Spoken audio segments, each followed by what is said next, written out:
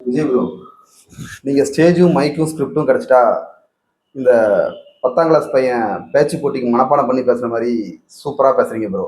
ஆனா சட்டசபையிலயோ இல்ல பிரஸ் கூடயோ பேசுங்கன்னு சொன்னா பேச மாட்டேங்க. சரி, அது ஒரு பக்கம் இருக்கட்டும்.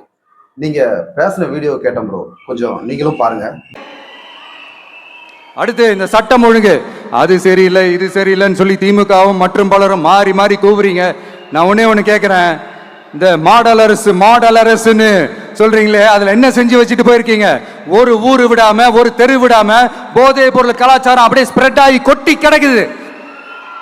அது அப்பவே இனிஷியல் ஸ்டேஜ் அதை நீங்க கண்ட்ரோல் பண்ணிருந்தீங்கன்னா இத்தனை பெண் குழந்தைகளை இத்தனை பெண்களை இழக்க வேண்டிய ஒரு சூழ்நிலை ஏற்பட்டிருக்குமா?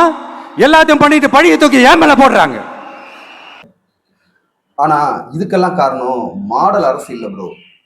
உங்களை உங்க ரசிகர்கள் ரோல் மாடலா நினைச்சதுதான் காரணம். அவங்களுக்கெல்லாம் முன்மாதிரியா இருக்க வேண்டிய நீங்க உங்க படத்துல நீங்க எப்படி நடிச்சிருக்கீங்க நீங்களே கொஞ்சம் பாருங்க. எம்ஜிஆரோட கம்பேர் பண்றீங்க. தங்கமே தளபதி.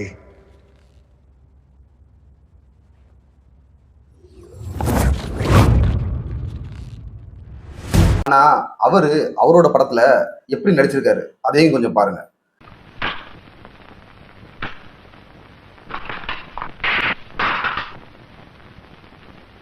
சுந்தர், இந்த ரஞ்சத்துக்கு முன்னால எவனுமே சிகரெட் பிடிக்க கூடாது. Understand bro?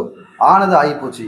இனிமேல் மக்களுக்கு ஏதாவது நல்லது பண்ணணும்னு நினைச்சீங்கன்னா சும்மா 4 டாஸ்மார்க்கை 4 கிலோமீட்டர் தள்ளி வச்சுட்டு போதையை ஒழிச்சிட்டேன்னு பேசுறதுக்கு பதில் நீங்க மாஸ்டர் படத்துல அந்த பாட்டிலு போதை பொருள்லாம் சேர்த்து எரிப்பாங்கல்ல, அதே மாதிரி தமிழ்நாட்டில் உள்ள டாஸ்மாக் எல்லாம் மூடிட்டு அங்க உள்ள பாட்டிலு பொட்டுக்கடையில இருக்கிற சிகரெட் பாக்கெட் எல்லாத்தையும் கொண்டு போய் பள்ளிக்கரண சதுப்பு நிலத்துல போயிட்டு உங்க மக்களோட உங்க ரசிகர்களோட போய் அதை கொளுத்தி ஒரு போதை ஒழிப்பு போராட்டம் பண்ணீங்கன்னா ரொம்ப நல்லா இருக்கும். நீங்க மட்டும் அப்படி பண்ணுங்க ப்ரோ. நான் உங்களை பாராட்டியே ஒரு 10 வீடியோ போடுறேன். நன்றி, வணக்கம்.